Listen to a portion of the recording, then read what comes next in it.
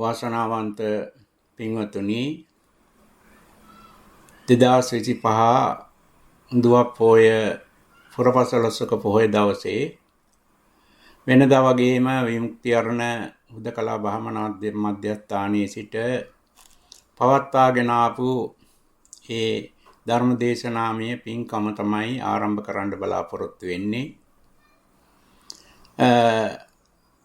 මේ මාසය ගත්තම ශ්‍රී ලාංකික වශයෙන් ස්වභාවික විපත් විශාල ප්‍රමාණයකට මුහුණ දීලා තියෙන අවස්ථාවක්. ඒක නිසාවෙන් අපි Zoom තාක්ෂණය ඔස්සේ පමණක් මේ වැඩසටහන අද දවසේ පවත්වන්න බලාපොරොත්තු වෙනවා. වෙනදා විමුක්ති අරණේ සිල් සමාදන් වෙන පිරිසකුත් සහභාගී වුණා. අද ගමන් බිමන් වගේ අපහසුකම් හේතුවෙන් දේශගුණික තත්ත්වයේ හේතුවෙන් මේ මාසේ අද දවසේ විතරක් එය වැඩසටහන කල් දාලා තියෙනවා. නමුත් තමන්ගේ නිවසේ ඉඳලා හෝ වෙනත් විහාරස්ථාන ඒ සිල් සමාදන් වෙන ස්ථානවල ඉඳලා මේ වැඩසටහනට අන්තර්ජාලය හරහා සහභාගී වෙන්න හැකියාව තියෙනවා. දැන් අපි පසුගිය වර්ෂයේ සිටම මීට පෙර දේශනා 17ක් වශයෙන් බුදුහාමුදුරුවෝ දේශනා කොට වදාළ හේතුඵල දහමේ සඳහන් වන ධර්ම කාරණා පැහැදිලි කරගෙන ආවා.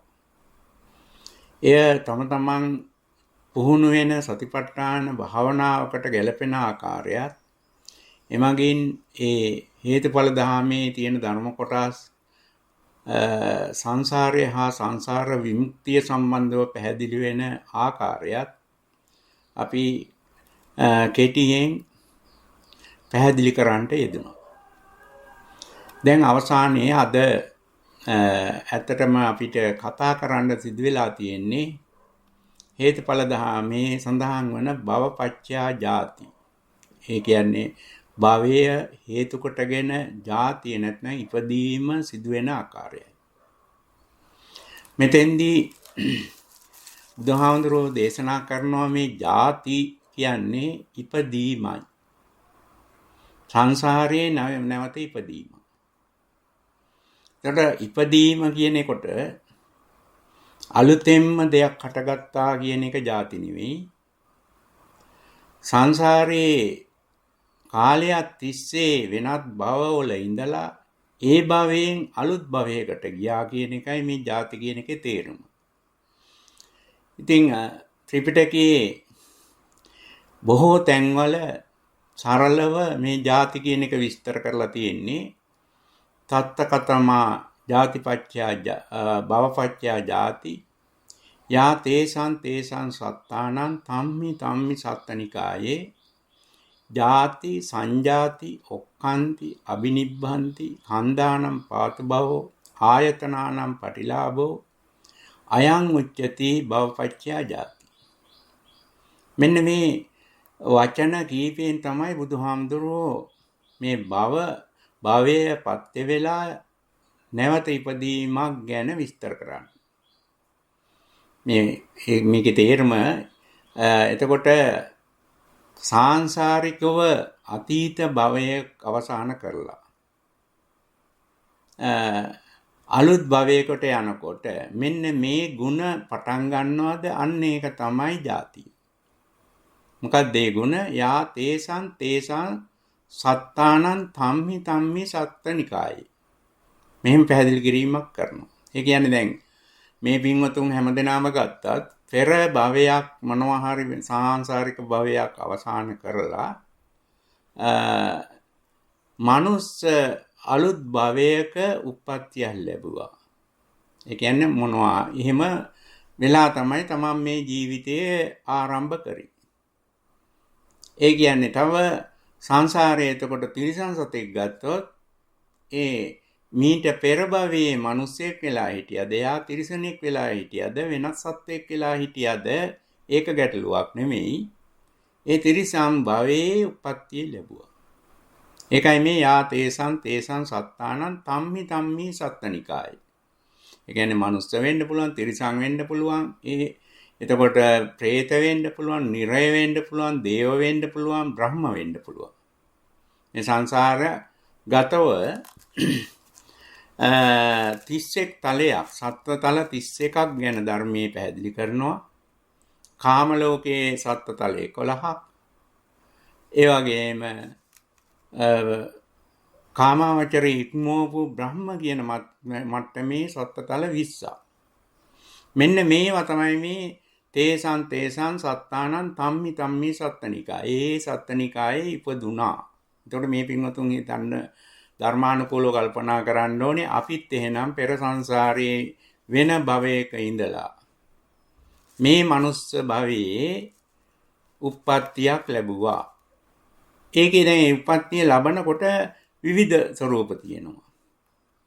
විවිධ ස්වરૂප කියන්නේ දැන් මිනිස්සෙක් උප්පත්තිය ලබනකොට තිබෙන ගුණ නෙවෙයි.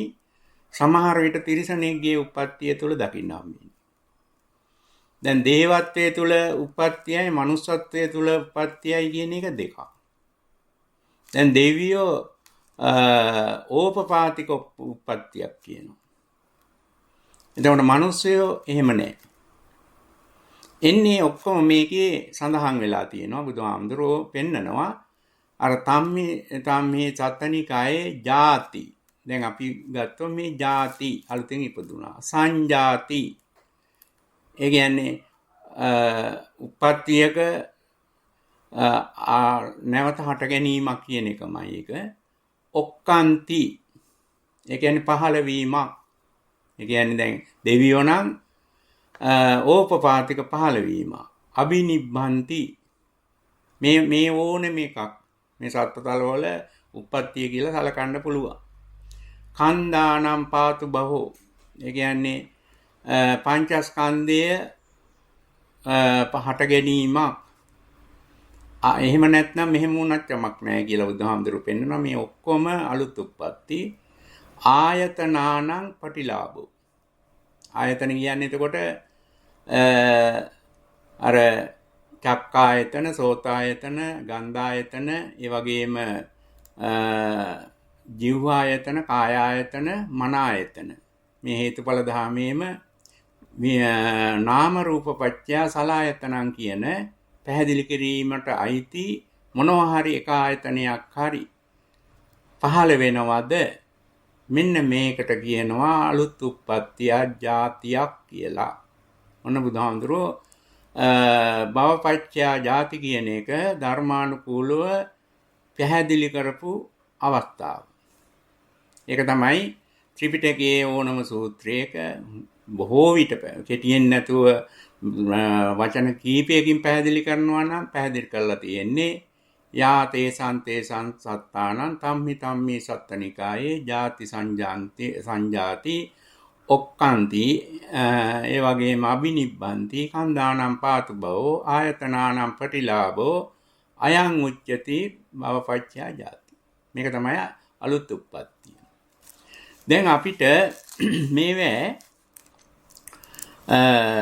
අපේ උප්පත්තිය, ඒ කියන්නේ මනුස්සත්වයේ තුල මේ උප්පත්තියේ අපි හිතන විදිහට මේ ක්ෂණිකව හටගත්ත නෙවෙයි. ටිකෙන් ටික පහළ වෙච්ච ටිකක් දැන් වෙනකොට සම්පූර්ණ කර්ම භවයක් බවට හැරිලා තියෙනවා. ඒ කියන්නේ දැන් අපි හොයන්න ඕනේ එහෙමනම් සංසාරයේ ජීවත් වෙන 31 තලයේ ඉන්න සත්තුන්ගේ උප්පත්ති ස්වરૂපයට වැඩිය ඒක නෙවෙයි අපිට වැදගත් වෙන්නේ. තම තමන්ගේ මිනිසෙක් විදිහට උප්පත්තිය ලැබපු විදිහයි. මේ උප්පත්තිය ලැබනකොට අපිට හැම මිනිස්යාටම පොදු වෙච්ච ලක්ෂණ ටිකක් තියෙනවා.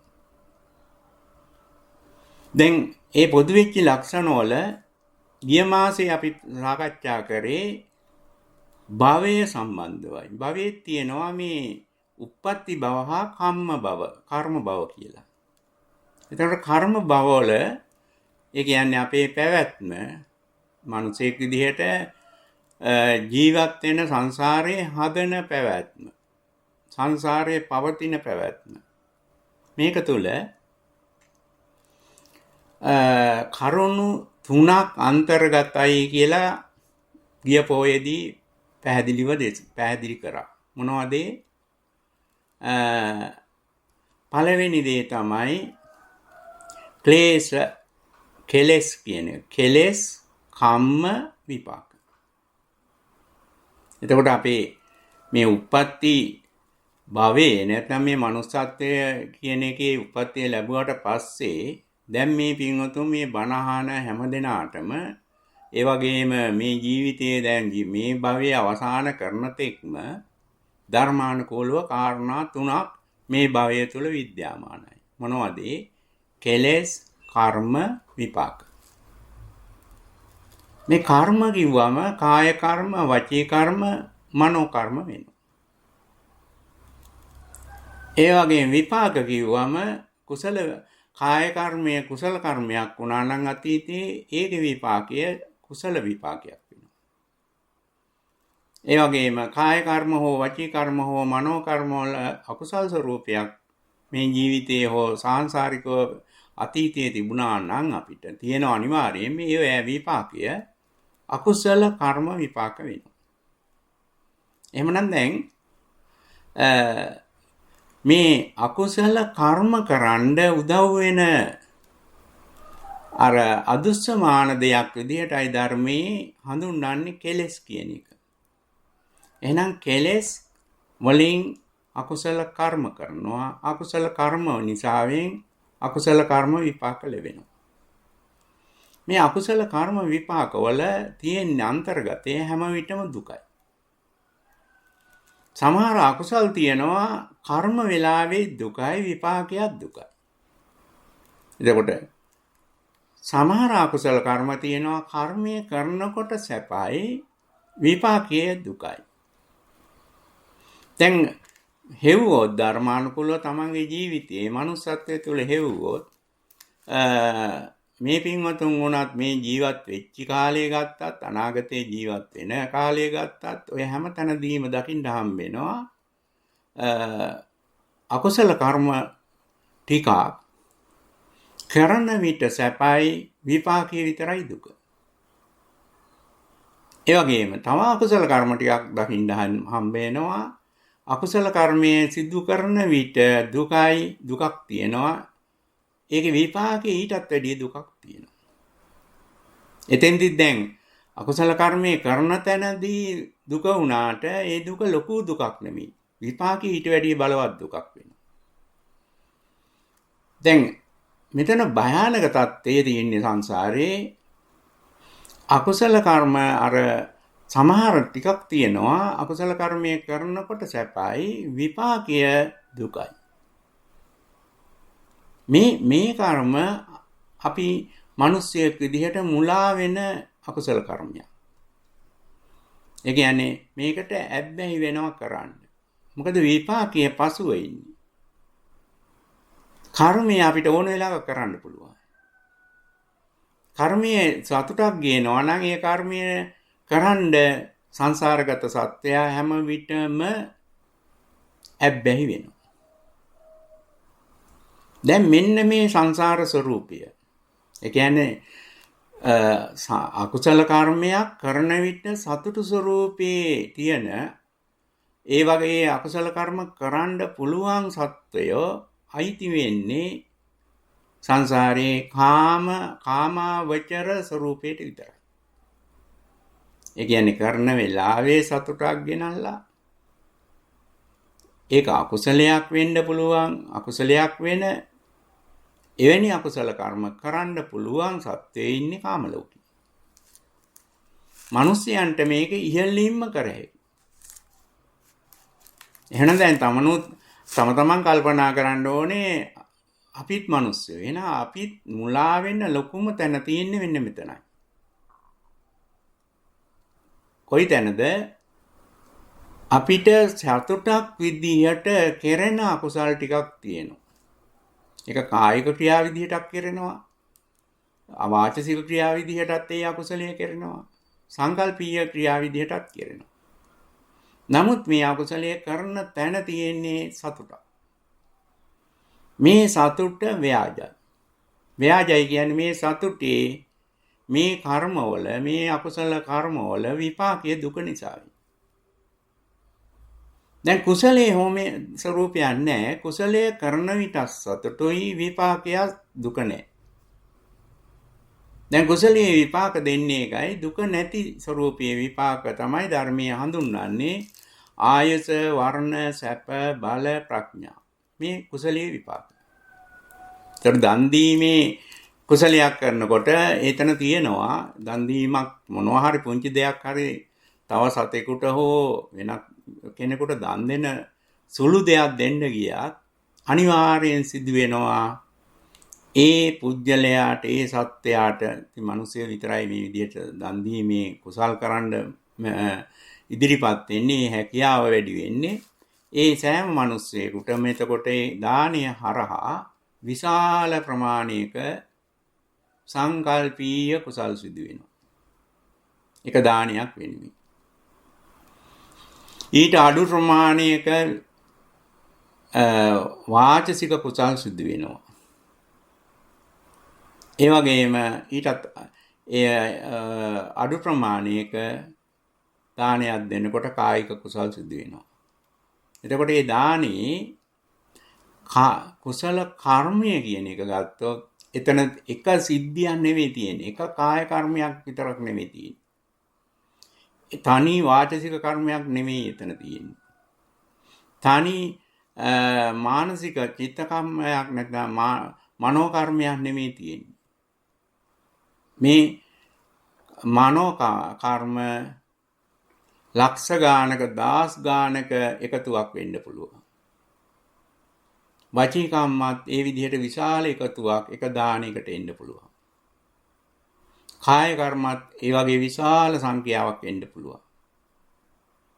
මේ විදිහටයි මේ කර්ම භවයේ සැකසෙන්නේ. අපි භවයේ ඉපදුනාට පස්සේ සිදුවෙච්ච දේ මේ. ඊට පස්සේ ඔය පුංචි අකුසලයක් කරන්න ගියත් ඒ අකුසලයේ හරහා බොරුවක් කියන්න ගියත් ඒ බොරුව තනි දෙයක් නෙමෙයි, තනි සංස්කාරයක් නෙමෙයි. ඒක බොරුවක් කියන්න යනකොට ඒක ඇතුලේ විශාල මනෝ කම්ම තියෙනවා. චිත්ත සංස්කාර. ඒකට ඒක බොරුව වෙනුවෙන් තනි වචනේ වෙන්න පුළුවන්. වචී සංස්කාර ගොඩක් තියෙනවා. වාචික අකුසල් කියන ගණයට වැටෙන වාචික ක්‍රියා තියෙන එකක් වෙන්න පුළුවන්. සමහර විට ඒක වෙනුවෙන් තියෙන කාය සංස්කාරات තියෙනවා. එහෙනම් දැන් මේ එක කුසලයක් කරන්න ගියාම තේරුම් ගන්න ඕනේ විශාල කාය සංස්කාර තොගයක්, විශාල වචී සංස්කාර තොගයක්, විශාල චිත්ත සංස්කාර තොගයක් ඒ කුසලයේ වෙනුවෙන් අපි කරනවා. මේක කර්ම භවයේ කොටසක්. ඒ වගේම ඕනම අකුසලයක් කරන්න ගියත් ඒ අකුසලයේ හරහා තියෙනවා විශාල ප්‍රමාණයක කාය සංස්කාර, වචී සංස්කාර, චිත්ත සංස්කාර. දැන් මෙන්න මේ තොගය තමයි මේ භවයෙන් විපාක වලටපත් වෙලා අනාගත සංසාරයක්, අනාගත උප්පත්තියක් ලබන්න උදව් වෙන්නේ. ඒකයි ධර්මයේදී පැහැදිලි කරන්නේ අර කුසල පාක්ෂික දේවල්, කුසල කර්ම භවය වැඩි ප්‍රතිශතයක් වෙන මිනිස්සෙකුට කාම සුගතියෙම නැවත උප්පත්තියක් ලැබෙන්න එක ලේසි. නමුත් මිනිස්සෙක් කියලා ඉපදුලා කවුරු හරි කෙනෙක් අකුසල පාක්ෂිකම වැඩිපුර කාය කර්ම, වචී කර්ම, මනෝ කර්ම කරන්න ගියාම එයාට කාම දුගතියේ නැවත උප්පත්තියක් ලබන්න හේතුවක් වෙනවා. අනිවාර්ය කියන එක නෙමෙයි මේ කියන්නේ. මොකද අනිවාර්යෙන් වෙන්න බැරි හේතුව තමයි මිනිස්සෙක් වෙලා ඉපදුණු ඉඳලා යා කුසල කර්මයක් කරනවා, අකුසල කර්මයක් කරනවා. ඒ දෙකෙන් මරණාසන්න මොහොතේදී සිදුවෙන මැදිහත් වීමම තයි ඊගාව අලුත් භවය තීන්දුව කරන්නේ. ඒවා ඉතින් ධර්මයේ ඔය පැහැදිලි කරලා තියෙනවා ඒක වෙන ආකාරය. දැන් අපිට ඒක තමන් ඉගෙන ගත්තා නැතත් මේ සංසිද්ධි, මේ සංසාර ස්වરૂපය හැම දිනාටම පොදුයි. ඒක කවුරුවා හිතලා කරන එකකුත් නෙවෙයි. ඒක සංසාර ස්වરૂපය. දැන් එහෙමනම් අපි ඉගෙන ගන්න ඕනේ මෙතන නරක වෙලා තියෙන්නේ අර භවය තුල සක්‍රීය වෙන. ඒ කියන්නේ ජීවිතය තුල සක්‍රීය වෙන්න. මේ පින්වතුන්ගේ දැන් උපත්ති ඉඳලා මරණය දක්වා සක්‍රීය වෙන. කෙලස් කියන දේ කෙලස් කර්ම විපාක. කෙලස් වලින් එතකොට අකුසල කර්ම කරන්නේ. එතකොට කෙලස් නැති සත්‍යයක් නෑ. එහෙනම් කිසිම මිනිසෙක් ඉපදුන්නේ නෑ කෙලස් නැතුව. මොකද මේ කෙලස් කියන જાතිය සංසාරයෙන් ගෙන ආපු පළපොරුද්දක්. එතකොට සාංශාරික පළපොරුද්දක් නැතුව සතෙක් වෙලා උපදින්නේ නෑ 31 තලයේ. එහෙනම් කෙලස් වල බලපෑමට ලක් නොවිච්චි මිනිස්සෙක් හෝ දෙවියෙක් හෝ තිරිසනෙක් හෝ බ්‍රහ්මියෙක් හෝ හොයන්න බෑ. හැබැයි සාංශාරික පළපුරුද්දේ මේ කෙලෙස් වල තිබුණාට එයාට අමතර සාංශාරික වාසියක් තියෙන්න පුළුවන්. කෙලෙස් වලින් වැඩ ගන්න එක අඩු කරගෙන සාංශාරික පුරුද්දක් තිබුණොත් එයා මිනිසෙක් කියලා උපදිනකොට එයාට උත්සාහයකින්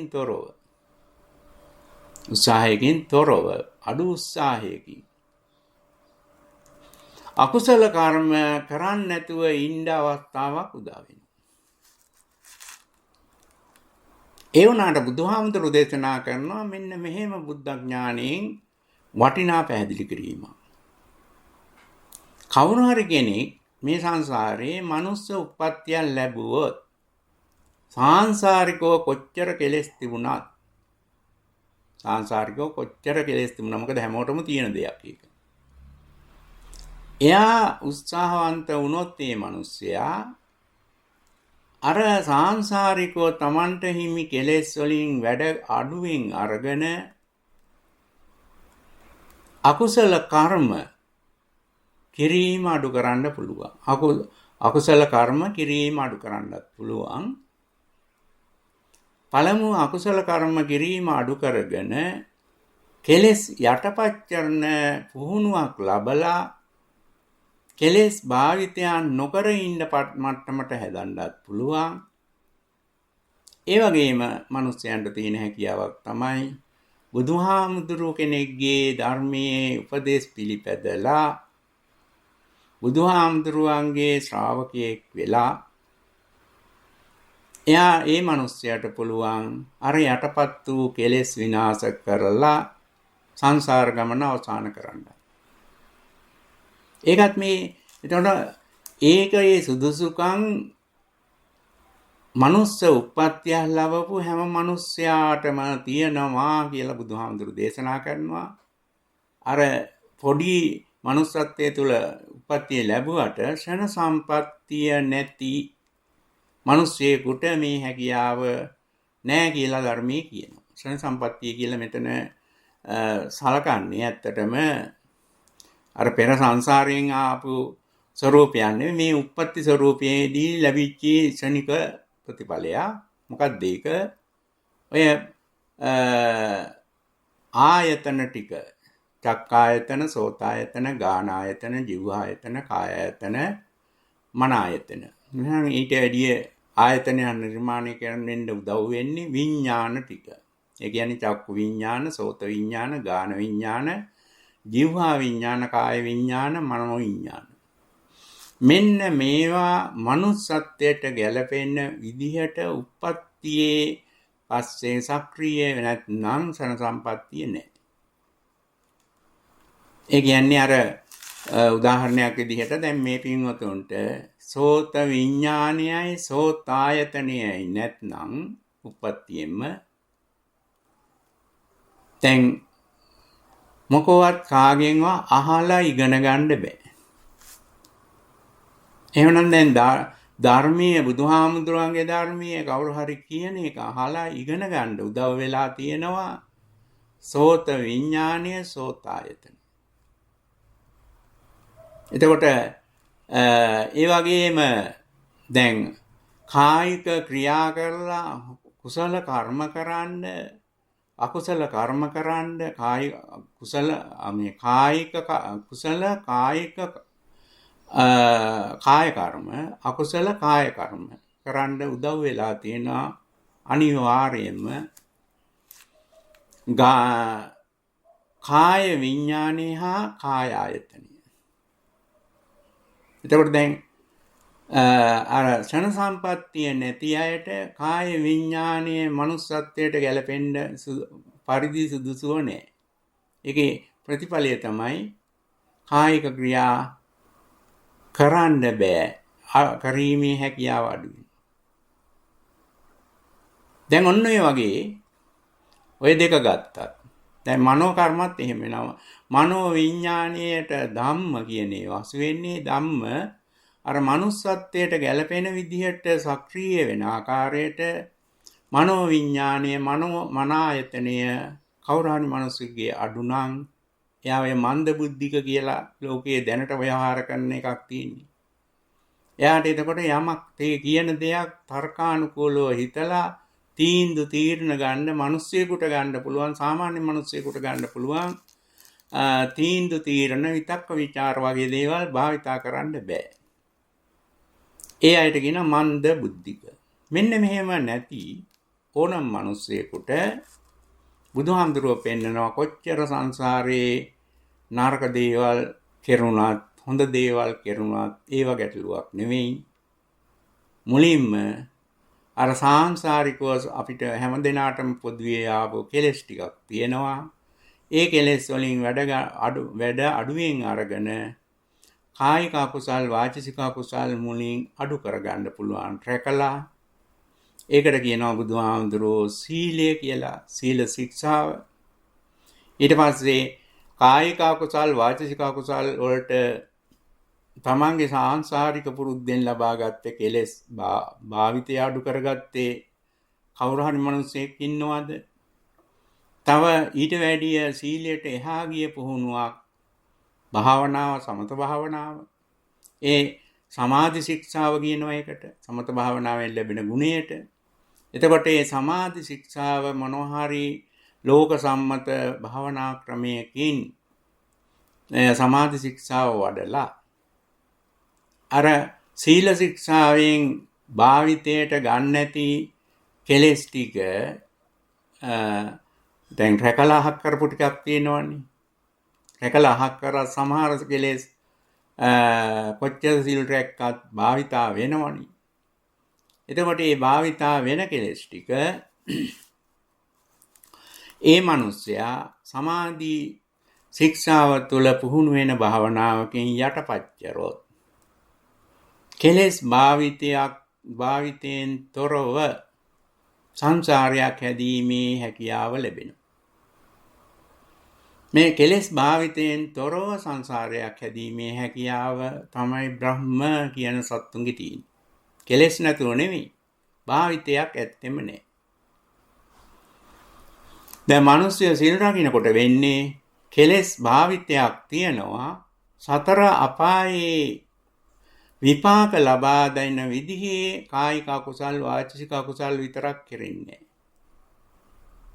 එතකොට ඒ වුණත් එයා මනුස්සත්වයේ තුල හෝ දේවත්වයේ තුල මේ කාම ලෝකයේ විපාක ලැබෙන්න පුළුවන් කෙලෙස් වලින් කරන මානසික ක්‍රියා චිත්ත සංස්කාර කරනවා. මේක දැනගන්න ඕනේ. දැන් ඒකත් නැති කිරීම කරන්න පුළුවන් සීලයකින් නෙවෙයි සමාධි ගුණයකින්. දැන් අවසානයේ බුදුහාමුදුරුවෝ පෙන්නනවා එහෙම සමාධි ගුණයකින් කෙලෙස් යටපත් කරගත්ත මිනිසෙක් ඉන්නවද? ඒ මිනිසයා බුදුහාමුදුරුවෝ දේශනා කරපු ප්‍රඥා ශික්ෂාවට අනුගත මොනවාරි විපස්සනා භාවනාවක් පුරුදු කිරීම තුළ ඒ යටපත් වෙච්ච කෙලෙස් විනාශ කිරීමේ හැකියාවක් තියෙනවා. මේ විනාශ කිරීමේ හැකියාව ආරම්භ කරන්නේ සෝවාන් කියන ආර්ය පුජ්‍යලයයි. මේ කෙලෙස් යටපත් වෙච්ච කෙලෙස් විනාශ කිරීම අවසන් කරන්නේ රහතන් වහන්සේ කියන ආර්යයන් වහන්සේ. එතකොට මේ රහතන් වහන්සේ බවට හැරෙන්නත් ඕනම මිනිසෙකුට පුළුවන් කියන එක කියන්නේ බුදුහාමුදුරුවෝයි. මොකද ඒකින්ද මේ manussත්වයේ උතුම්. දැන් එහෙමනම් ඉස්සෙල්ල බලන්න ඕනේ අපි මේ ಜಾති කියන එක උපත්තිය ලැබුවා manussත්වයේ තුල ඒකින්ද මේ ලැබුවා වූ manussත්වයේ වටිනාකම බුදුහාමුදුරුවෝ පෙන්නනවා. අනික් සංසාරයේ 31 තලයටම වැඩිය manussත්වයේ උපත්තිය වාසි සහගතයි ප්‍රයෝජනවත් වෙනවා සංසාර විමුක්තිය ලබන්න. ඒකින්ද මේ manuss ප්‍රතිලාභය, manuss උප්පත්තිය බොහෝම කලාතුරකින් ලැබෙන්නේ ඊටාම වටිනා දෙයක් කියන එක බුදුහාමුදුරුවෝ විවිධ සූත්‍රවල විවිධ තැන්වල පැහැදිලි කරනවා. දැන් මේ පින්වතුන්ට එතකොට තමන්ගේ මේ ඉපදුණු manussත්වයේ වටිනාකම ධර්මානුකූලව හැමදෙනාටම තේරුම් ගැනීම ඊටාම වටිනවා. ඒක තේරුම් ගත්තේ නැත්නම් වෙන අවාසිය තමයි බුදුහාමුදුරුවෝ කියන පැහැදිලි කරන මේ ශික්ෂාවල් සම්පූර්ණ කරන්න උනන්දු වෙන්නේ. මොකද මේවා දේවත්වයේ තුල ඊට වැඩිය පහසුයි කියලා පළක් වෙලා හිතෙන්න පුළුවන්. එහෙම වෙන්නේ නැහැ. බුදුහාමුදුරුවෝ එහෙම දේශනා කරලා නැහැ. බ්‍රහ්මත්වයේ තුල මේ කියන ශික්ෂා තුනම දිනු කරන්න පුළුවන් කියලා බුදුහාමුදුරුවෝ දේශනා කරන්නේ ඒ විදිහට. මිනිස්සයාට තරම් ලේසි නෑ කියලායි කියන්නේ. එහෙනම් දැන් තමන්ගේ උප්පත්තිය ලැබවු manussත්වය උතුම් කියන එකේ ඉන්න ඕනේ. දැන් කරන්න තියෙන්නේ ඉපදුණු මිනිසයා මිනිසෙක් විදිහට තමන් ඉපදිලා දැනට මේ කෙලෙස් කියන જાතියෙන් වැඩ ගන්න ප්‍රමාණය අඩු කරගන්න ක්‍රම ධර්මානුකූලව හොයලා අනුගමනය කිරීම අවශ්‍යයි. එහෙම නැතුව මේ භාවනා කරනවා කියලා තමන්ට ඕන දෙයක් කරා කියලා නම් ඔය පෙළක් වෙලාට ඔය කෙලෙස් අඩු වෙනවා නෙවෙයි වැඩි වෙන්න උදව් වෙන්නත් පුළුවන් තමන් කරන භාවනාව. ඒක හරියට දැනගෙන නොකරොත් වෙන හානිය. ඒක නිසා ධර්මානුකූල ස්වરૂපයකට මේ සීල ශික්ෂාවේ වටිනාකම, සමාධි ශික්ෂාවේ වටිනාකම, ප්‍රඥා ශික්ෂාවේ වටිනාකම තේරුම් ගන්න ඕනේ. දැන් බලන්න ඕනේ තව දෙයක් තමයි දැන් බුදුහාමුදුරු දේශනා කරන විදිහට ඕනම මිනිසෙක් ආගම් ભેදයකින් තොරව ඕනම මිනිසෙක් අවම මට්ටමකින් සාංශාරිකව තමන් ගෙනාවු කෙලෙස් භාවිතා කරන අවස්ථාව හිවුවොත් අවම මට්ටමකින් තමනුත් මේ ජීවිතයේ ඕන තරම් මේකට මුණ දීලා තියෙනවා, සිද්ධ වෙලා තියෙනවා. ඒක බුදුහාමුදුරුවෝ පෙන්නනවා. ඒ කියන්නේ අපි සාංශාරිකව කෙලෙස් ගෙනල්ලා තියෙනවා. හැමෝටම කෙලෙස් කියන එක පොදු දෙයක් වෙනවා. සාංශාරිකව පළපුරුද්දක් ඒක. ඒ කෙලෙස් තියාගෙන අපි ඒ කෙලෙස් වලින් අවම මට්ටමේ වැඩක් අරගෙන මේ මිනිස්සෙක් විදිහට ජීවත් වෙච්ච තැන මේ මනුස්ස ක්‍රියාකාරකම් ඇතුලේ ඒ කියන්නේ මිනිස්සු කරන වැඩ කටයුතු ඇතුලේ ඒ අවම මට්ටමේ කෙලෙස් ක්‍රියාත්මක වෙන තැන තමයි බුදුහාමුදුරුවෝ පෙන්වන්නේ අෂ්ටාංග උපෝසත සීලය රැකින දෙතිස් කතා නවතින තැන. එහෙනම් මෙන්න මේක ඊටාම වැදගත් ධර්මයක්. ඒ කියන්නේ කවුරු හරි මිනිස්සෙක් අටසිල් පද 8ම නිසියාකාරව රැකෙන මොහොතක ඒ මොහොතේ අටසිල් පද රැකිලා දෙතිස් කතාවක් තියෙනවා නම් ඒක කතාව තියෙන තැන කෙලෙස් භාවිතයක් තියෙනවා වැඩි. දැන් අටසිල් පද රැකිලා දෙතිස් කතා නැවතිච්ච තැන ඕනම මිනිසෙක් Taman සංසාරයේ කොච්චර ඈත අතීතයේ ඉඳලා සම්පුරුදු කරපු කෙලෙස් තිබුණත් ඒ කෙලෙස් අවම භාවිතා කරන තැන. ඊට වැඩි අවම කරන්න බෑ මිනිසෙකුට. එහෙනම් මේ පින්වතුනුත් දැනගන්න ඕනේ තමන්ගේ ජීවිතවල මේ අටසිල් පද රැකිලා දෙතිස් කතාව නැවතිච්ච ඕනම මොහොතක ඕනම තත්පරයක ඕනම විනාඩියක ඕනම පැයක ඕනම වරුවක ඕනම දවසක තමන් කෙලෙස් අවම මට්ටමින් භාවිතා කරපු තැන. ඒතර කෙලෙස් භාවිතා කරලා කරන කායික ක්‍රියා වාචික ක්‍රියා මානසික ක්‍රියා අකුසල. එහෙනම් අකුසල් අඩුවෙන්ම කායික අකුසල් අඩුම වාචික අකුසල් අඩුම සංකල්පීය අකුසල් අඩුම තැනක් තමන්ගේ ජීවිතයේ හෙව්වොත් ඒ තැන් තියෙන්නේ අර බුදුහාමුදුරුවෝ පෙන්නන හැසිරීම් රටාව තිබිච්ච තැනක පමණයි. අටසිල් පද රැකිච්ච තැන දෙතිස් කතා නැති වෙච්ච තැන. දැන් ඊට වැඩිය මනුස්සත්වයට ගැළපෙන නැත්නම් මනුස්සත්වයට හානියක් නැති කෙලෙස් භාවිතා කරන තැනක් විදිහටයි බුදුහාමුදුරුවෝ මිනිස්යන්ගෙන් පෙන්වන්නේ පංචශීල් පද රැකෙන තැන. එතකොට යම්කිසි මිනිසෙක් ඉපදුණු දවසේ ඉඳලා මරණකම් පංචශීල් පද ආරක්ෂා වුණා නම් පංචශීල ප්‍රතිපත්තියක් විදිහට රැකුණා නම් මේ හොරෙන් කැඩන ඒවා අදාළ නැහැ. එතකොට තියෙන්නේ කෙලෙස් වලින් වැඩ ගන්නවා ඒ අකුසලිය සිදු වෙනවා.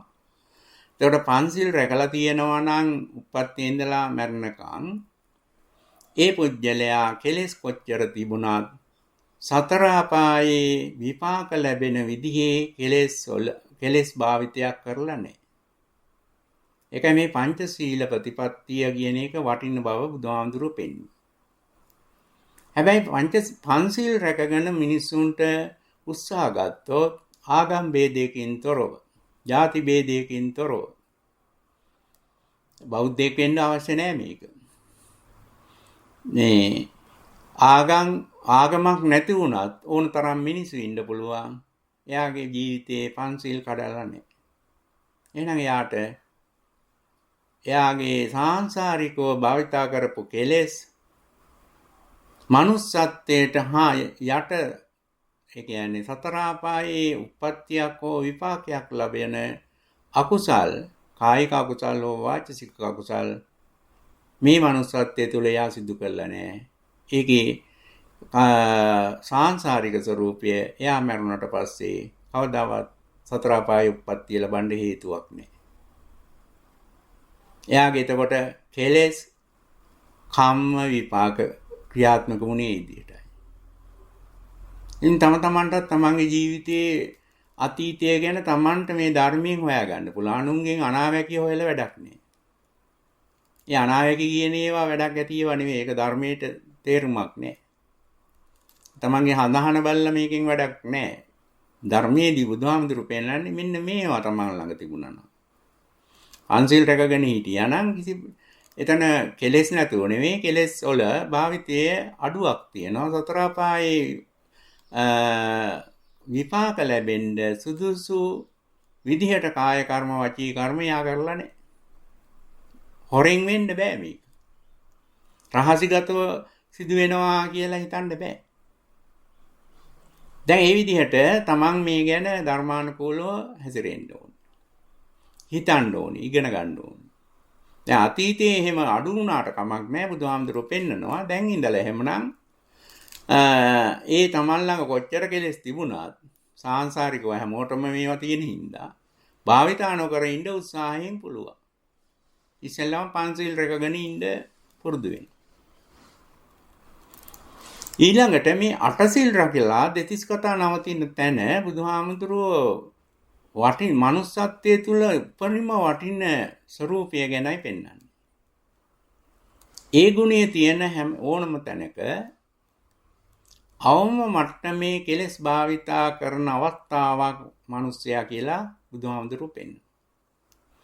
දැන් ඒක නිසාවෙන් බුදුහාමුදුරුවෝ පෙන්නනවා ඒ ගිහි ශ්‍රාවකයන්ට පංචශීල් රැකමින් ජීවත් වෙන ගමන් පෝයට අටසීල් සමාදන් වෙලා ඒතර පොය 4ක් තිබුණොත් ඒ පොය 4 මාසෙට දවස් 4ක් නෙමෙයි කියන්නේ. දවස් 4ක් පූර්ණ කාලීනව අටසිල්පද ටික රැකිලා දෙතිස් කතා නවත්තලා හිටියොත් එතකොට මාසෙට දවස් 4ක් තමන් කෙලෙස් වලින් මේ මනුස්සත්වයෙන් අවම මට්ටමින් වැඩ ගන්න තැනක් වෙනවා. දැන් ඒක ප්‍රමාණවත් කියනවා බුදුහාමුදුරුවෝ. එවැනි පුරුද්දක් තියෙන මිනිස්සෙකුට වුණත් සීල ශික්ෂාවෙන් එහා ගිය සමාධියක් වඩලා කෙලෙස් යටපත් කර ගැනීමට හා ප්‍රඥා ශික්ෂාවේ පුහුණු බුදුහාමුදුරුවෝ දෙන පුහුණු සිදු කරලා අර යටපත් වූ කෙලෙස් විනාශ කිරීමටත් හැකියාව තියෙනවා කියලා. එමනම් දැන් තමනුත් ඔය සීල් සමාදන් වෙච්චි තරමට වැඩිය කල්පනා කරන්න. දැන් කෙනෙකුට සමහර විට මෙහෙම වෙන්න පුළුවන්. පන්සලකට ගිහින් මුළු දවසම සීල් පද ටික රැකලා දෙතිස් කතා නවත්තපු තැනක් හොයාගන්න අපහසු වෙන්නත් පුළුවන්.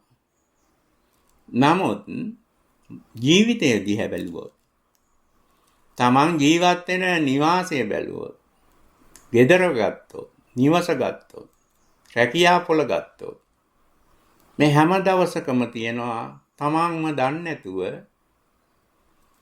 අර අටසිල් පද රැකිච්ච මිනිත්තු ගණන්, දෙතිස් කතා නැවතිච්ච මිනිත්තු ගණන්, පැය ගණන්, දවස් ගණන්. ඒ හැම තැනමත් එහෙනම් මේ බුදුහාමුදුරුවෝ කියන ගුණය Tamanට හිමි. ඒ කියන්නේ නිවසේ ඉඳලා හරි කමක් නැහැ. ඒ ඉන්න වෙලාවේ අටසිල් පද රැකිලා දෙතිස් කතා නැවතුණා නම් ඒ කාලය, ඒක විනාඩි ගාණක් වෙන්න පුළුවන්, පැය ගාණක් වෙන්න පුළුවන්. ඒ කාලය තුල තමන්ගේ මේ manussත්වයේ තුල අවම මට්ටමේ කෙලෙස් භාවිතා කරපු තැනක් කියලා ධර්මානුකූලව ඉගෙන ගන්න. ඒ කියන්නේ ඒකෙන් තේරුම හැම මිනිස්සයාටම බෞද්ධයෙක් වුණත් එකයි, මේක නැති වුණත් එකයි, වෙන ආගමක කෙනෙක් හිටියත් මේ தත්ත්වයට උදා වෙනවා. එහෙනම් මේ බුදුහාමුදුරුවෝ පෙන්වන්නේ කෙලෙස් වලින් අවම මට්ටමේ වැඩක් ගන්න පුළුවන් අවස්ථාවනේ මේ බුද්ධ ඥාණයෙන් දෙන්නේ. ඒක අනික් අය හොයාගන්න ඕන නම්, තමන් දැනගන්න ඕන නම් තමන්ගේ කෙලෙස් භාවිතයේ අඩුම තැන මෙන්න මේකයි. කෙලෙස් භාවිතයේ නැති තැනක් කියන නෙමෙයි මේ කියන්නේ, අඩුම තැන. අඩුම තැන අටසිල් පද රැකිලා දෙතිස් කතා නැවතිච්ච තැන. ඕක දැන් ඔයගොල්ලන්ට සමහර කෙනෙකුට පන්සලට වැඩිය, සිල් ගත්ත දවසට වැඩිය නිවෙස් වලත් වෙලා ඇති. එතකොට පන්සලට වැඩිය නිවෙස් වල ඒක උනේ යාගේ හොඳකට නන් නෙමෙයි. ඒක වෙලා ඇත්තේ එයාට නොවටිනා දෙයක් විදියටයි. ඒ පන්සලට ගියාම දෙතිස් කතා වැඩි කරපුවාම අර අටසිල් පද රැක්කට වැඩක් නැහැ. මොකද දෙතිස් කතා කරන්න විදිහක් ගෙදර නැති මිට ඒක රැකෙනවා. එතකොට කෙලෙස් වල භාවිතය අඩුයි. දැන් එවැනි වැරදි කරන්නේ සිල් ගත්ත දවසට මේ ධර්මයේ ගැන දන්නේ නැති හින්දා. දැන් සිල් ගත්තාම මොකද්ද වෙන්න ඕනේ කියන එක දන්නේ නැහැ. සිල් ගන්නවා, අටසිල් ගන්නවා කියන්නේ, උපෝසත සීලිය ගන්නවා කියන්නේ අවම මට්ටමේ කෙලෙස් භාවිතයක් කරන දිනයක් කරගන්නවා, ඒක කාලයක් කරගන්නවා. එතකොට ඒකට බුදුහාමුදුරුවෝ බුද්ධ ඥාණයෙන් එහෙම වෙන්න නම් ගත කරන්න ඕනේ මෙන්න මේ විදිහටයි කියලා කියා දීපු අනුගමනය නොකර තමන්ට ඕන විදිහට මේ සීල් ගත්ත දවසේ කාලය ගත කරනවා කියන්නේ කෙලෙස් භාවිතය අවම මට්ටමක් ගෙවුවා නෙවෙයි. ගෙදරට වැඩිය කෙලෙස් භාවිතය වැඩි කරගෙන කාය කර්ම, වචී කර්ම, මනෝ කර්ම සිදු කරා වෙන්න පුළුවන්. ඒක හින්දා හැම වෙලෙම බුදුහාමුදුරන්ගේ උපදේශ සිහිය තියෙන්න ඕනේ. මොකද්ද? කෙලෙස් අවම මට්ටමකින් මිනිස්සෙක් භාවිතා කරන්නේ, භාවිතා කරන තැනක මේ මනුස්ස චර්යාවේ දකින්න තියෙන ලක්ෂණය අටසිල් පද අටම රැකිච්ච ස්වરૂපයක් කායික වාචසිකව, දෙතිස් කතා නැවතිච්ච ස්වરૂපය. මේක තමයි වටින්නේ. දැන් මේක බුදුහාමුදුරුවෝ ගිහියටත් පුළුවන් කියන එක කිව්වා. නමුත් මේ බුදුහාමුදුරුවෝ පහළ වෙන්න බෝධිසත්වය පහළ වෙනකොට ඉන්දියාවේ මේ ආධ්‍යාත්මිකව මේවා ගැන දන්නේ කට්ටිය හිටියා. මොකද එහෙම මේ ආධ්‍යාත්මික මේ කෙලෙස් ගැන කෙලෙස් වල ක්‍රියාකාරීත්වය, ඒ කියන්නේ ක්ලේශ කම්ම විපාක කියන මේ වට්ට තුන නැත්නම් මේ චක්‍ර තුනක් විදිහට සහසම්බන්ධ වෙලා සංසාරයන් නිර්මාණය කරන එක හරි පැහැදිලි කිරීමක් නැති වුණත් මෙහෙම ක්‍රියාකාරී තුනක් තියෙනවා කියන එක දැනගෙන හිටිය මිනිස්සු හිටියා. මේගොල්ලෝ නිකම් මේ මිනිස්සු වෙන්න බෑ. ඒගොල්ලෝ තමයි මේ ආධ්‍යාත්මිකව යම්කිසි ගුරුකුල ඇසුරු කරගෙන ඒගොල්ලන්ගේ පරම්පරාවල ඒවා ගැන දන්නේ අයගෙන් අහගෙන ඒවා විශ්වාස කරපු අය. දැන් ඔය ආලාර කාලාම උද්දකාරාම පුත්‍ර වගේ ගුරුවරු ගත්තත් මේ තුන මේ විදිහට සලකනවා. මොකද කෙලෙස් හින්ද කර්ම වෙනවා, අකුසල කර්ම වෙනවා. අකුසල කර්ම වල විපාකය සංසාර දුක කියන. කුසල කර්ම වල විපාකය කියන්නේ නැහැ දුක. එහෙනම් මේ කෙලෙස් එක්ක සම්බන්ධ වෙන්නේ අකුසල කර්ම විතරයි. කුසල කර්ම සම්බන්ධයක් නැහැ. කුසලයක් කරනකොට කෙලෙස් සම්බන්ධයක් නැහැ. නමුත් මිනිස්සෙකුට කුසල විතරක් කරන්න බෑ. ඒ කරන්න බැරි හින්දා අකුසල කර්මත් විශාල ප්‍රමාණයක් හැම මිනිස්සයම දන්නේ නැතුව කරනවා. දැන් එහෙමනම් ආලාර කාලාම උද්දකාරාම පුත්‍ර වගේ ගුරුවරුත් මේ කෙලෙස් වලින් වැඩ ගන්න නැති තැනක් හොයාගෙන හිටියා. ඒ හොයාගෙන ඉන්න තැන ඒගොල්ලෝ කිව්වේ මෙන්න මේ වගේ ක්‍රමයක්.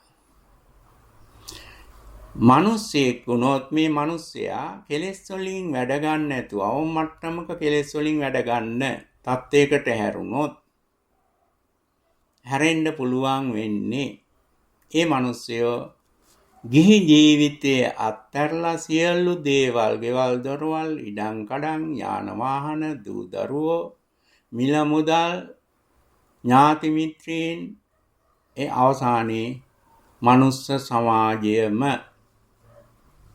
අතහැරලා වනගත වීමෙන් පමණක් කියන එක තමයි ආලාර කාලාම උනත් පිළිගත්තේ මතය. දැන් මෙන්න මේවෙන් තමයි බුදුහාමුදුරුවන්ගේ වටිනාකම ශ්‍රාවකයෝ දැනගන්න ඕනේ. එතකොට ඉන්දියාවේ එදා හිටිය බොහෝ ගුරුකුල, ඒ කියන්නේ ආධ්‍යාත්මික ගුරුකුල. මේවා මේ කියන්නේ කෙලෙස් කම්ම විපාක කියන මේ තුන දන්නේ අය. මේවෙන් සංසාර නිර්මාණයක් තියෙනවා. ඒ සංසාරයේ දුකයි කියලා යම්කිසි මට්ටමකට තේරුම් ගත්තේ අය. බුදුහාමුදුරුවෝ තරම් තේරුම් ගත්තේ අය කියන්න ඕනේ. ඒක එහෙම වෙන්නේ නැහැ.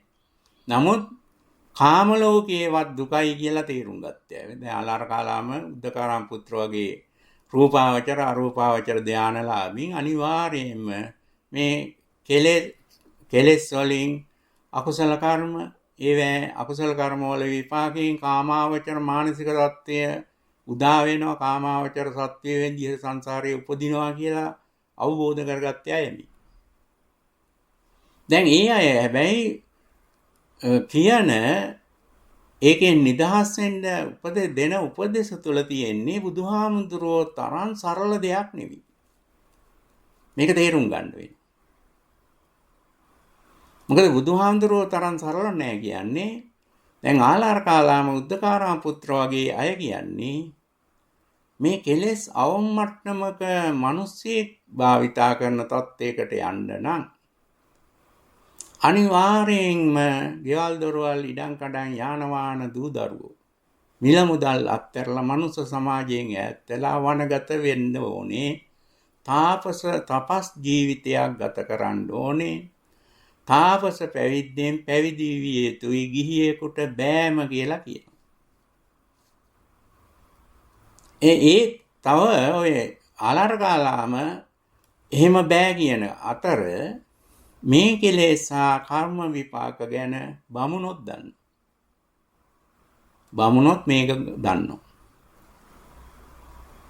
නමුත් බුදුහාමුදුරුවෝ තරම් පැහැදිලිව මේ ගැන අවබෝධයක් නැහැ. නමුත් සංකල්පේ දන්නවා. කෙලෙස් කියලා જાතියකින් තමයි මේ අකුසල කර්ම කරන්නේ කියලා ඒගොල්ලොත් විශ්වාස කරනවා. මොකද ඒගොල්ලන්ගේ පතපොතේ සමහර බමුණෝ බුදුහාමුදුරුවෝ එක්ක කරපු සාකච්ඡාවල මේ කෙලෙස් ගැන කියනවා. ඒවා ඒගොල්ලෝ දන්න බව ඒ සාකච්ඡාවලදී අපිට තේරෙනවා. එහෙනම් දැන් බමුණන්ගේ මතේ පොඩ්ඩක් අපි බලමු. ඔය ආලාර කාලාම කියන ගුරුවරුන්ගේ වගේ විශිෂ්ට දැනුමක් බමුණන්ට මේ මතේ තිබිලා නැහැ. එක කාරණාවක් දෙකක් මතක් කරන්නම්. එකක් තමයි මේ බමුණෝ විශ්වාස කරන්නේ මනුස්ස වර්ගයාගෙන් කෙලෙස් අවම මට්ටමකින්වත් අඩු කරන්න බැරි මිනිස්සුયો ඉන්නවා කියලා බමුණෝ කියනවා. ඒ කියන්නේ මිනිස්සුયો ගත්තම ඉන්නේ වර්ග දෙකයි. ගැහැණු පිරිමි. දැන් බමුණෝ කියනවා බමුණන්ගේ මතය මේ බමුණු මත කියන්නේ මෙන්න මේවා තමයි බමුණු මත. බමුණෝ කියනවා ගැහැණු ස්ත්‍රියකට ගැහැණියෙකුට කෙලෙස් යටපත් කරන්න බෑ. කෙලෙස් අවම මට්ටමකින් භාවිතා කරන්න හැකියාව නැහැ කියලා බමුණෝ කියනවා. නමුත් බුදුහාමුදුරුවෝ දැන් ආලාර කාලම් ගත්තත් එයාගෙත් මේකේ හැමම මේ ගෙඩි පිටි මේ මතේ නැති වුණාට අර්ධ වශයෙන් තියෙනවා. මොකද ඒව හොයාගන්න පුළුවන්. දැන් එදා ඉඳලා ආපු අධ්‍යාත්මික ගුරුකුල ඉන්දියාවේ අධ්‍යයනයක් කරොත් කවුරු හරි පේනවා සමහර ගුරුකුලවල ඔය අධ්‍යාත්මික පුහුණුව ලබා දෙන්න කාන්තාවන්ට තහනම්.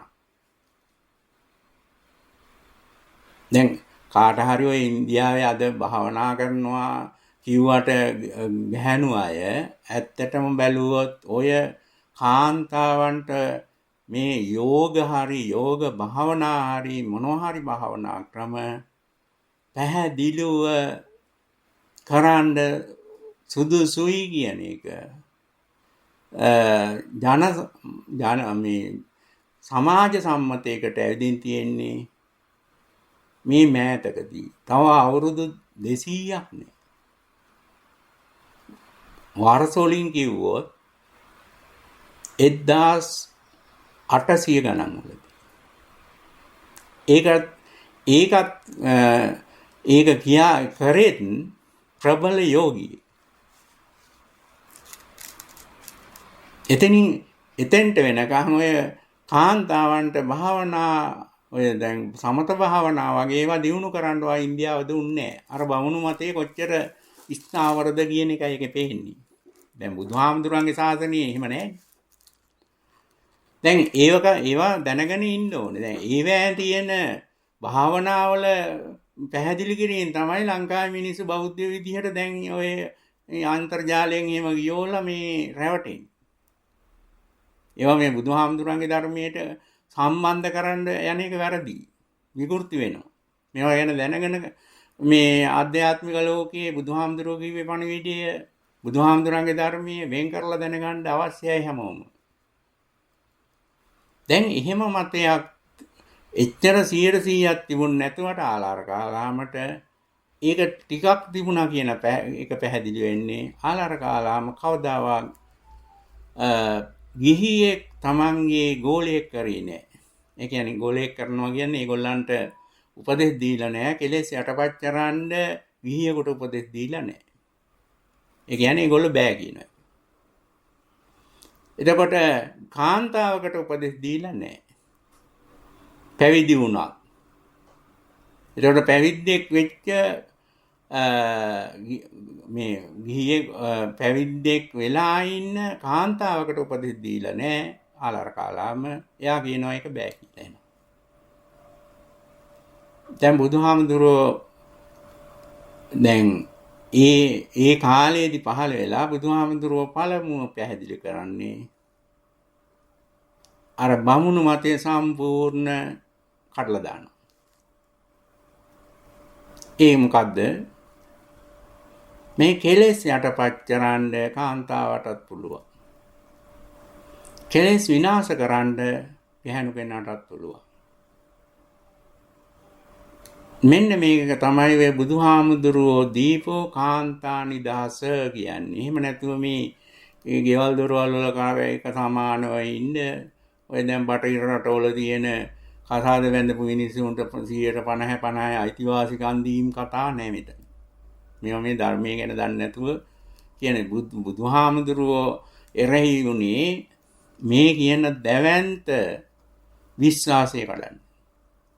මිනිස්සෙ කියලා කවුරු හරි ඉපදුනෝ ගැහණියෙක්ද පිරිමියෙක්ද අදාළ නෑ මේකට.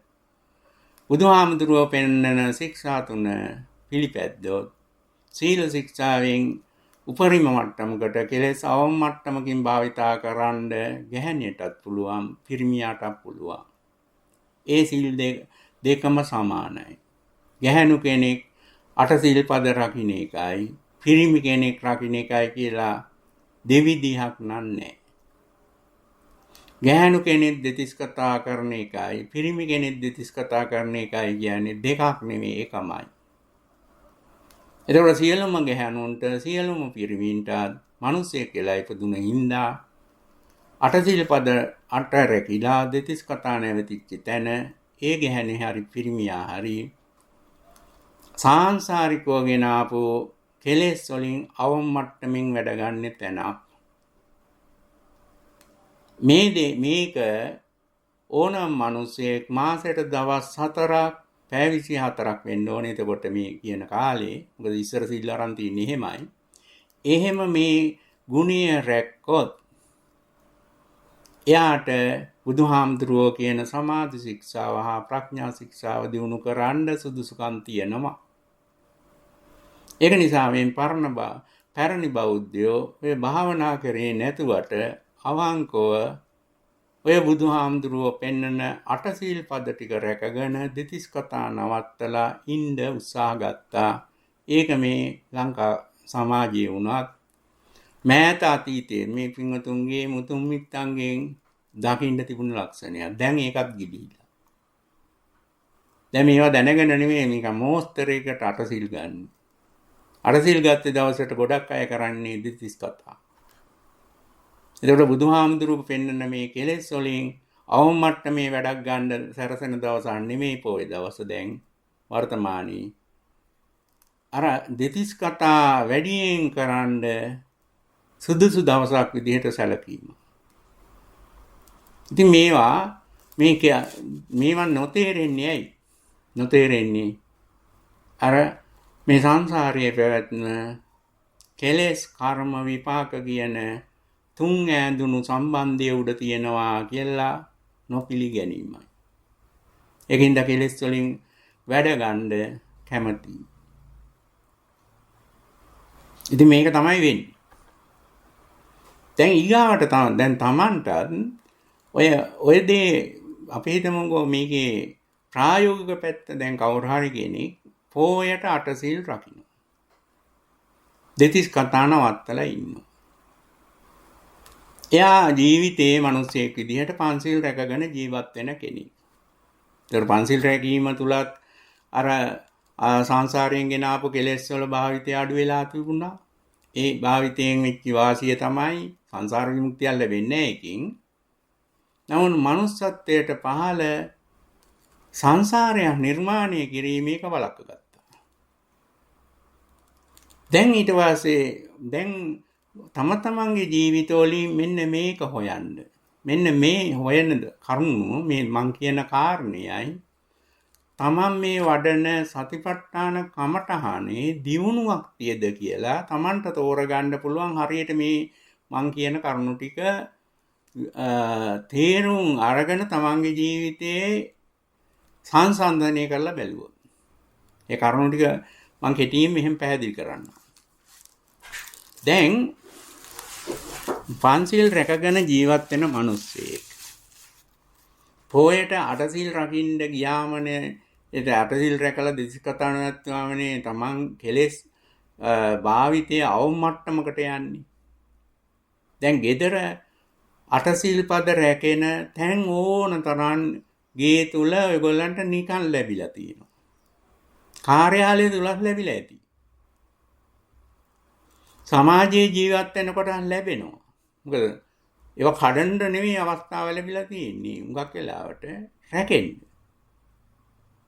දැන් දෙතිස් කතාව නවතින තැන gedara හුඟක් වැඩි වෙනවා.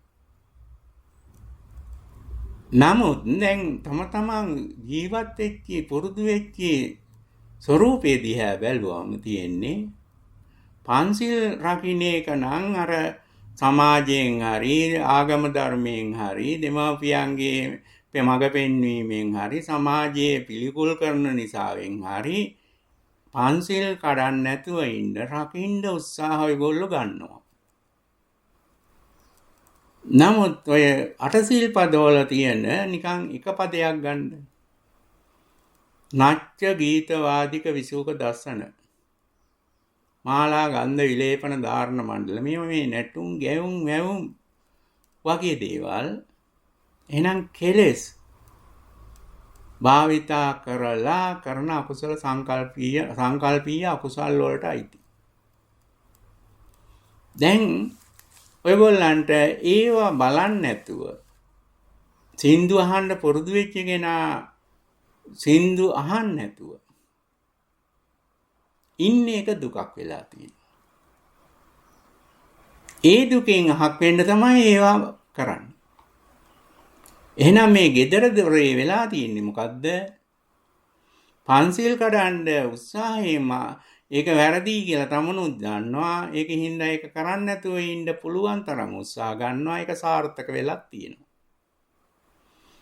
නමුත් Taman දන්නේ නැහැ මේ නැටුම් ගැයුම් වැයුම් බලන එකක් කෙලෙස් භාවිතයෙන් කරන සුළු අකුසලයක් කියලා. සංකල්පීය අකුසලයක්. මේක කායික අකුසල වාචික අකුසල නෙවෙයි සංකල්පීය අකුසලයක්. කෙලෙස් භාවිතා වෙන්නේ. ඒකින්ද කෙලෙස් භාවිතා කරලා සංකල්පනාවක් ඇති වෙනවාද ඒක සංකල්පීය අකුසලිය වෙනවා.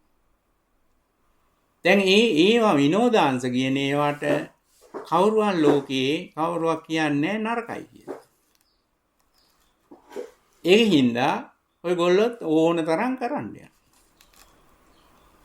දැන් යම්කිසි සමාජයේ දෙමාපියෝ වැඩිහිටියෝ ගුරුවරු කිව්වා නම් මේක නරකයි කියලා පොඩි ළමා කාලේ ඉඳලම සමහර විට ඒක නොකරන පිරිසක් ඔයිට වැඩි වෙන්න පුළුවන්. මොකද එහෙම සමාජයක් බිහි වෙන්න බෑ. කොයි ආගමකක වුණත් බලන්නේ manussත්වය ආරක්ෂා වෙන manussත්වය ආරක්ෂා වෙන ජීවිත රටාවක්. ඒක නිසා දැන් manussත්වය ආරක්ෂා වෙන්න සුදුසු විදිහට ජීවත් වෙනකොට බුදුහාමුදුරුවෝ පෙන්නනවා ඒකෙත් මිමක් ඒක 아무තු දෙයක් නෙමෙයි. ඒක මේ ආගමක් කුලයක් ජාතියක් අනුව වෙන එකක් නෙමෙයි. මිනිසෙක් කියලා ඉපදිලා පන්සිල් පද පහ රැකිලා ජීවත් වෙනවා නම් manussත්වයට පහළ මට්ටමේ අකුසල් එයා කරන්නේ. අකුසල් නොකරනවා කියන එක නෙමෙයි. manussත්වය නැති වෙන විදිහේ අකුසල් කරන්නේ. ඒකේ තේරුම manussත්වයට ගැලපෙන්නේ නැති ඊට පහළ අකුසල් කරන්න කෙලෙස් භාවිතා කරලා නැහැ. කෙලෙස් නැතුව නෙමෙයි. තියෙන ඒවා භාවිතා කරන්න නැතුව ඉන්න පුරුදු වෙනවා. දැන් මේ මට්ටමේ ඉඳලා නිවන් දකින්න යනවා නම් ගිහියෝ පැවිදි ශ්‍රාවකයා පුරුදු කළ යුතුයි කියනවා බුදුහාමුදුරුවෝ. කෙලෙස් වල භාවිතය අවම මට්ටමේ ජීවත් වෙන්න පුරුදු වෙන්න ඕනේ මාසෙට දවස් 4ක්වත්. ඒ දවස් 4 රකින්න ඕනේ සීලය අටසිල් පදයි. හැසිරෙන්න ඕනේ ආකාරය දෙතිස් කතා නවත්තීමයි. දැන් මේ දේවල් කරුණාද කියලා බලන්න. දැන් එහෙම ඉන්න තැනක ඒ කියන්නේ දෙතිස් කතා නවතිලා අටසිල් පද රැකිච්ච තැනක තමයි හැමදාම මේ පින්වතුන් ඔය කරන සක්මන් භාවනාව උනත් පටන් ගත්තේ. පන්සිල් පද රැකිච්ච තැනක නෙමෙයි. ඊට එහා සීලය රැකිච්ච තැනක. නමුත් පොයේ දවසට සිල් අරගෙන පන්සලේ ඉන්න වෙලාවක නෙමෙයි. මේක මේ තමන්ගේ පුහුණු කරන භාවනාව ගෙදෙද්දි පුහුණු කරනවනේ තලක් වෙලාවට. බලන්න ගෙදර පැය භාගයක් කවුරු හරි භාවනා පුරුදු කරනවා. ඔය පැය භාගය තුල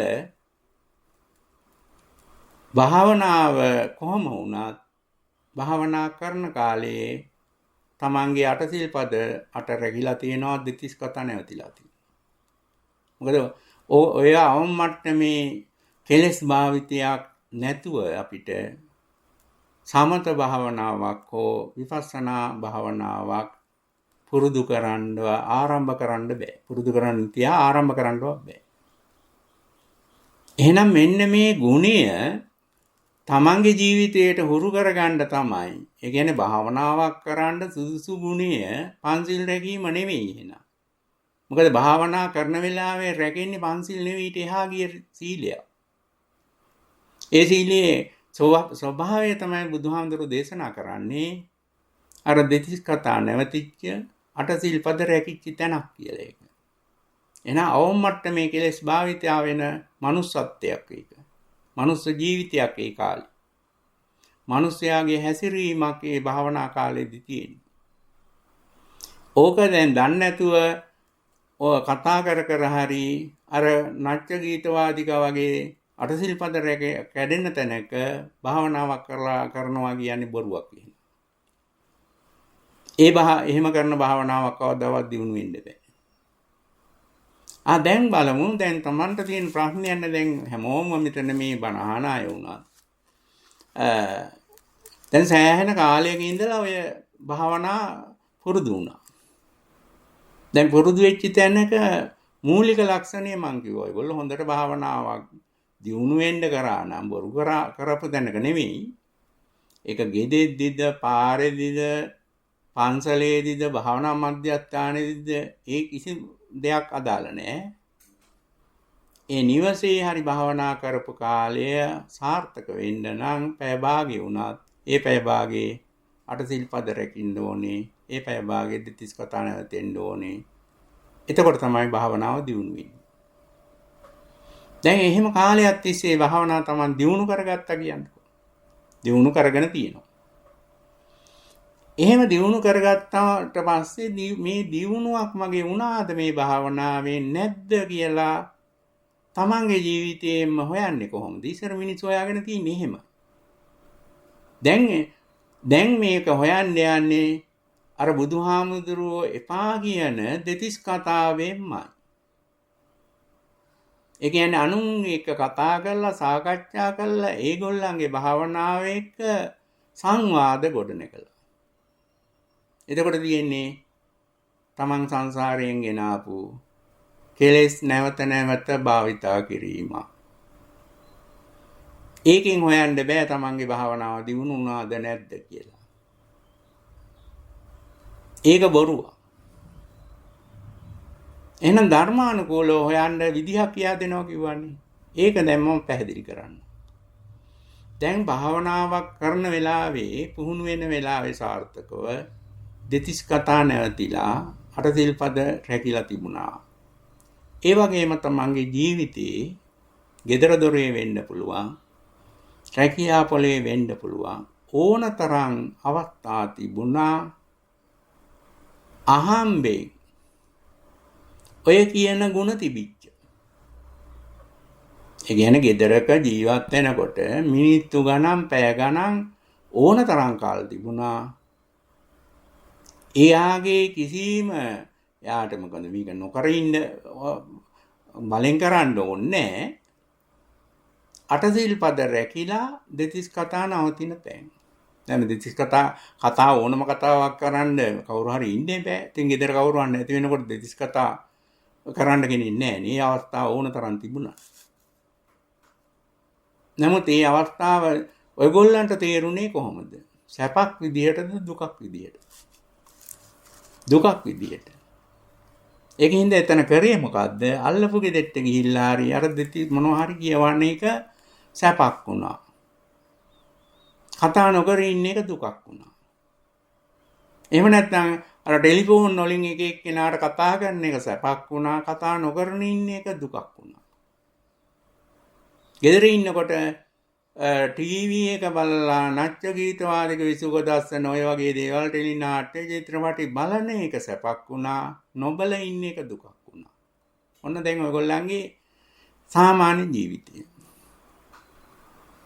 නමුත් මේ දැන් ටීවී එක නැති කාලයක මිනිස්සු ඔය කාලේ මොනවද කරේ? ඒගොල්ලන්ට ටීවී බලන්න නැති එක දුකක් වුණේ නැහැ. එහෙනම් මේ ඔක්කොම මේ විනෝදාංශ ඔක්කොම අටසිල්පද කැඩෙන ඒවා.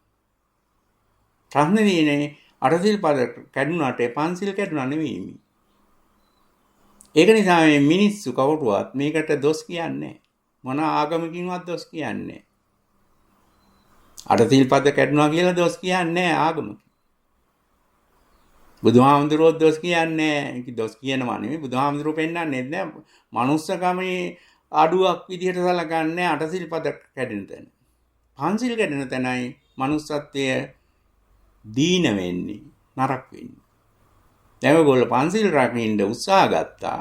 කැඩුවා නම් ඒ උත්සාහ ගත්තේ හින්දාම නරකයි කියලා හිතුවේ හින්දාම කැඩුවා නම් හොරෙන් විතරයි කැඩුවේ. අනුන්ට පේන්නේ නැති වෙන්න කඩන්නේ. හැබැයි එහෙම කරා කියලා නම් කෙලෙස් වල භාවිතයේ අඩුවක් නැහැ. වැඩි වෙනවා ඒක. නමුත් අටසිල්පද ඕන තරම් රැකෙන තැන් හැමදාම ආවා. පොයට විතරක් නෙමෙයි. ඒ හැම තැනදීම තමන් දුකකටපත් වෙලා ඒක කැඩුවාම සැපක් බවට හරවගත්තා. දැන් මේක තම තමන්ගේ ගෙවපු ජීවිතයේ ස්වરૂපය ධර්මානුකූලව තේරුම් ගන්න අනුන්ගෙන් හොයන්න යන්න එපා. එහෙම අනුන්ගෙන් හොයන්න නැතුව තමන්ගේ මේ වමනාවෙන් අටසිල්පද රකි කඩන්න උත්සාහ ගත්තේ තැන් බලන්න. ඒ වෙනුවෙන් කරපු උපක්‍රම, ඒ වෙනුවෙන් කරපු වැඩපිළිවෙල, ඒ වෙනුවෙන් කළ සැලසුම් ඕන තරම් ජීවිතේ තියෙනවා. මේ ඔක්කොම එතකොට සංකල්පීය අකුසල් කරන මට්ටම්. ඒ අතීත සංසාරයෙන් ගෙන ආපු කෙලෙස් භාවිතා කරන අවස්ථා. ඒ කෙලෙස් භාවිතා කරනකොට ඔයගොල්ලන්ට ලැබුණේ සතුටක්. මං කියවන්නේ අකුසල් වල තියෙනවා කියලා, කරනකොට සතුට තියෙන අකුසල්. ආන්නේ අකුසල්, මෙන්නේ අකුසල් ඔක්කොම කරේ කාමච්ඡන්දේ කියන පළවෙනි නීවරණයේ උදව් වෙතුවයි. මේ විනෝදාංශ සතුටක් ගේන ඇලීම් සහගත අකුසල් හැම එකක්ම කාමච්ඡන්දේ බලපෑමෙන් සිදුවෙන දේවල්. එතකොට පෝෂණය ලබන්නේ කාමච්ඡන්දය කියන අකුසල ධම්මය.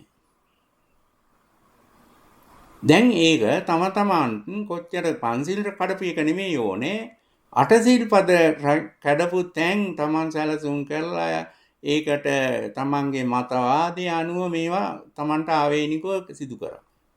දැන් භාවනා කරනවා. දැන් භාවනා කරන්න කොහොම හරි භාවනා කරන වෙලාවේ හරි ඔයගොල්ලන්ට අටසිල්පද කැඩෙන්න විදියකුත් නැහැ. දෙතිස් කතාව සිදු වෙන තැනක භාවනාවක් නැහැ. අද දවසේ වුණත් දැන් පැයක් භාවනා කර ඔය කාලයේදී අටසිල්පද කැඩිලත් නැහැ. දෙතිස් කතා කෙරෙන්නෙත් නැහැ.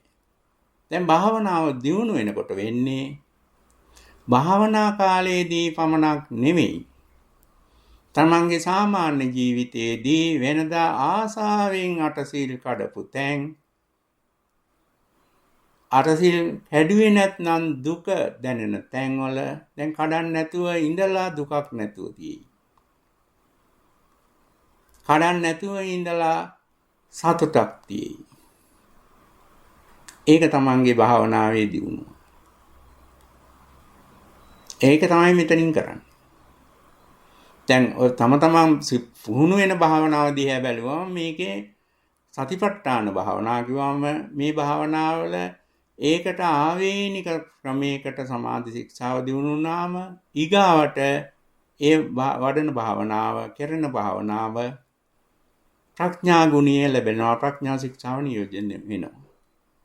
එවැනි භාවනා ක්‍රම තමයි සතිපට්ඨාන භාවනා කියලා ධර්මයේ පැහැදිලි කරන්නේ.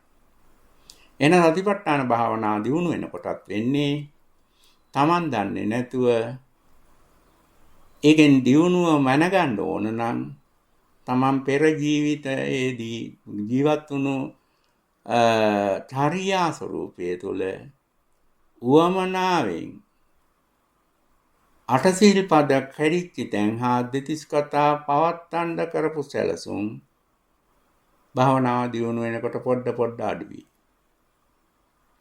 එහෙම නැතුව මේ භාවනාවෙන් ලැබෙන භෞතික ගුණ ආලෝක සංඥා වෙන්න පුළුවන්. වෙන මොනවා හරි තමන්ගේ ඔය මනසට මතක් වෙන ධර්ම කාරණා වෙන්න පුළුවන්. ඒව නෙමේ භාවනාවේ ගුණ. අර කෙලෙස් භාවිතයේ අවමය වෙන චර්යාවයි. මොකද පන්සිල් රකින්නකොට කෙලෙස් භාවිතයේ අවම අඩුවක් තියෙනවා. ඒකෙන් මනින්න බෑ භාවනාවේ ගුණ. මොකද පන්සිල් රැකගෙන ජීවත් වෙන්න හැකි භාවනාවක් කරන්නේ නැතු. ආගමක් ඕනේ නැහැ. පෙරම් මිනිස්සු එහෙම කරනවා. ඒ ආගමක් නැති වුණත් තිබුණත් පන්සිල් රකින්න මිනිස්සයා උතුම් කෙනෙක්. වටිනා කෙනෙක්. කෙලෙස් අඩුවෙන් භාවිතා කරන කෙනෙක්. මනුස්සත්වයට හානි කර නොගන්නා කෙනෙක්. අනාගතේ සතර පායේ උප්පත්තියට හේතු වන දේවල් රැස් නොකරන කෙනෙක්. දැන් භාවනා කරන තැනක තියෙන්නේ ගුණය පන්සිල් රැකීම විතරක් නෙමෙයි. ඕනම් භාවනාවක් කරන තැන මිනිසයා දෙතිස් කතා නැවතිලා අටසිල් පද රැකිලා. එහෙනම් භාවනාවේ ගුණයක් දියුණු වෙනකොට භාවනාවේ දියුණුවක් ඇති වෙනකොට තමන් පෙර පුරුදු වෙලා තියෙන ජීවිතයේ දෙතිස් කතා කරන ප්‍රමාණය අඩු වෙන්න ඕනේ. අටසිල් පද කඩන්න තිබිච්ච ආසාව උනන්දුව අඩු වෙන්න ඕනේ. නැතුව මේක නැති වෙනවා කියන එකක් නෙමෙයි හොයන්න තියෙන්නේ. ඉස්සරට වැඩිය අඩු වෙනවාද කියන එකයි. ඒ අඩු වෙන ප්‍රමාණය තමන්ගේ භාවනාවේ දියුණු වීමක් විදිහටත් යන්න පුළුවන්. මොකද ටික මනුස්සත්වය තුළ කෙලෙස් භාවිතයේ අවම මට්ටමටපත් වෙන එකයි වෙන්නේ. දැන් ඔය කෙලෙස් වල අවම මට්ටමකටපත් වෙන මනුස්සත්වය තුළ මිනිසෙක් විදිහට ජීවත් වෙලා බුදුහාමුදුරුවෝ පෙන්වනවා කෙලෙස් අවම මට්ටමේ ස්ථීරව පවතින තැන. දැන් මේ කතා කරපු මේ පින්වතුන්ගේ ජීවිතයේ ස්ථීරව නෙවෙයි කඩින් කඩ මේ ಗುಣ තියෙන අය. ස්ථීරව මේ ගතිය තියෙනවා. දෙතිස් කතා නැවතිලා ඒ වගේම අටසිල් පද්ද හැමදාම රැකෙන තැනක් මිනිස්සෙක්ගේ තියෙද ඒ මිනිස්සයා ලේසි කෙනෙක් නෙවෙයි. එහෙම ස්ථීරව ඉන්න බෑ කාටවත්. එයාට එහෙම වෙනවා නම් ආර්ය පුජ්‍යලයක් කියලා අනාගාමී තත්ත්වයේ ඉන්න.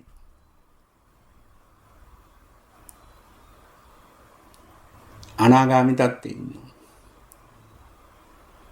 නමුත් දැන් එහෙම බොරු කරංගපායම් නැතුව තමන් හොයාගන්න තමන්ගේ තියෙන අර නැහැදිච්ච පරණ පුරුදු වල කොච්චර අඩු වෙනවද මේ භාවනාවෙන්. එන්නේ එකෙන් තමයි තමන්ට භාවනාව දියුණුද නැද්ද කියලා හොයන්න වෙන්නේ. නැතුව මේ වෙන අනාවැකි වලින් හොයන්නත් බෑ. බොරුවට රංගපෑවට හොයාගන්නත් බෑ. එහෙනම් දැන් බලන්න මම මේ අද පැහැදිලි කරේ දැන් අපි අලුත් ජාතියක උප්පත්තිය ලැබුවා. මේ ජාතිය මනුස්ස ජාතියයි. බුදුහාමුදුරුවෝ මනුස්සත්වයේ උතුම් කියලා දේශනා කරා. ඒ උතුම් කියන්නේ මිනිසයා මේ සංසාර විමුක්තිය ලබන හින්දාම නෙමෙයි. සංසාර විමුක්ති මාර්ගය මනුස්සත්වයේ තුල පාදා ගන්න පුළුවන්. ඒ පාදාගෙන ජීවත් වෙන අය සංසාර විමුක්තිය හරිය අධ්‍යාත්මික දියුණු වෙන්න පුළුවන් මිනිස්සයෝ. මනුස්ස ගුණ ආලාර කාලාම කියපුවා නෙමෙයි බුදුහාමුදුරු දේශනා කරන්නේ. බමුණු කියපුවා නෙමෙයි. බුදුහාමුදුරුවෝ පෙන්වන ඕනම මිනිසෙක් ගැහණියෙක් පිරිමියෙක් වගේ ඕනම කෙනෙකුට බුදුහාමුදුරුවෝ කියන මේ ශික්ෂා තුන පිළිපැද්දොත් සංසාර විමුක්තිය කරා යන්න පුළුවන්. මේක ભેද නැහැ. එහෙමනම් තමනුත් මේ ගන්න පුහුණුවල මේ රකින්න සීලය මේ බුදුහාමුදුරුවෝ පෙන්වන ඉලක්කය කරා යන්න සුදුසුයි කියලා තේරුම් ගත්තේ තරමට තමයි තමන්ගේ උත්සාහය සාර්ථක වෙන්නේ. එහෙම නැතුව මේ භූත විශ්වාස එක්ක මේ භාවනාවෙන් අමුතු ගුණ ලැබෙනවා. ආධ්‍යාත්මිකව තමන්ට තේරෙන්නේ නැති ගුණයි මේකේ තියෙන්නේ. විස්මිත දෙයක්. ඒ වගේ රැවටෙන කෙනා හැමදාම මෙතන අර කෙලෙස් වලින් ආයේ වැඩ ගන්න කෙනෙක් බවට හැරෙනවා. ඉතින් මා හිතන්නේ අද දවසේ මේ විදිහට පැහැදිලි කරලා මේ කාල වේලාව ගිහිල්ලා තියෙන නිසාවෙන් දේශනාව අවසන් කරනවා. ඒකම දැන් අපි මේ ප්‍රතිසම්පාද දේශනාව අද වෙනකොට පැවැත්වුවේ 18 වෙනි දේශනාව.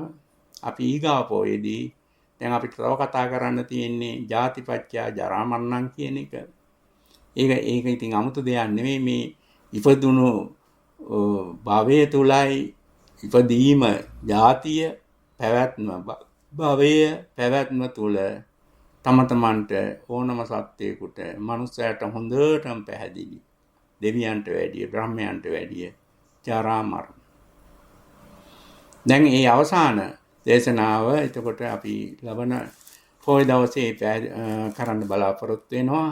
එතකොට මේ පින්වතුන් කරගෙන යන භාවනාවයි මේ ධර්ම කාරණයි අතර අන්තර් සම්බන්ධයයි තේරුම් ගන්න තරමට තමන්ගේ භාවනාව සාර්ථක කරගන්න හැකියාව වැඩි වෙනවා. ඒ ශක්තිය ධෛර්යය හැම දිනාටම ලැබේවා කියන ප්‍රාර්ථනාවෙන් අනුශාසනාව අවසන් කරනවා. තෙරුවන් සරණයි.